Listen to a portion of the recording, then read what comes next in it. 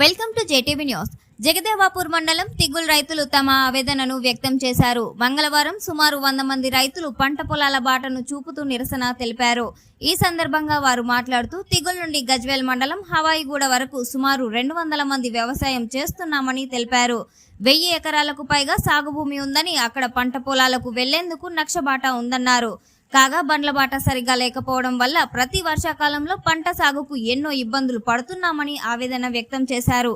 ఎడ్ల బండి పోవాలన్నా, ఆటోలో ఎరువులు తీసుకెళ్లాలన్నా నానా ఇబ్బందులు పడాల్సి వస్తుందని వాపోయారు. ప్రస్తుతం ప్రభుత్వం స్పందించి పంట పొలాల బాటలను బాగు చేయాలని విజ్ఞప్తి చేశారు. అలాగే మెదక్ ఎంపీ రఘునందన్ రావును కలిసి వినతి పత్రం అందజేస్తామని తెలిపారు. అలాగే అన్ని శాఖల అధికారులకు వినతి పత్రాలు అందజేస్తామని వివరించారు. తెగుల నుంచి హవాయిగూడ పోయే రోడ్డు మంచిగా లేక పొక్కలుండి అన్ని గుంతలుండి మసాలా తీసుకువస్తలేదు, చేను కాడికి వెళ్ళి వస్తలేదు, లేబర్ రానికి ఇబ్బంది పడుతున్నాం.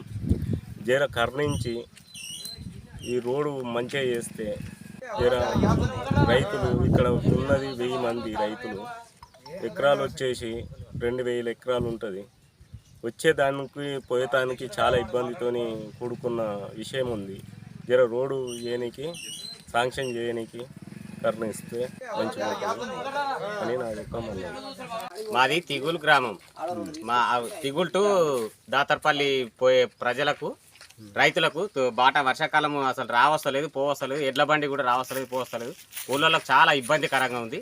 దయచేసి ప్రభుత్వం కరుణించి బాట గురించి ఏదైనా చర్య తీసుకొని బీటీ రోడ్డుగా మార్చాలని మా యొక్క వినతి. మాకు కూలోళ్ళని దొరకదామంటే కూలోళ్ళు వస్తలేరు, నడదామంటే నడవడానికి కూడా ఛాన్స్ లేదు. వర్షాకాలం వస్తే మొత్తం బుర్జ అవుతుంది, ఇదంతా పోవస్తలేదు, రావస్తలేదు.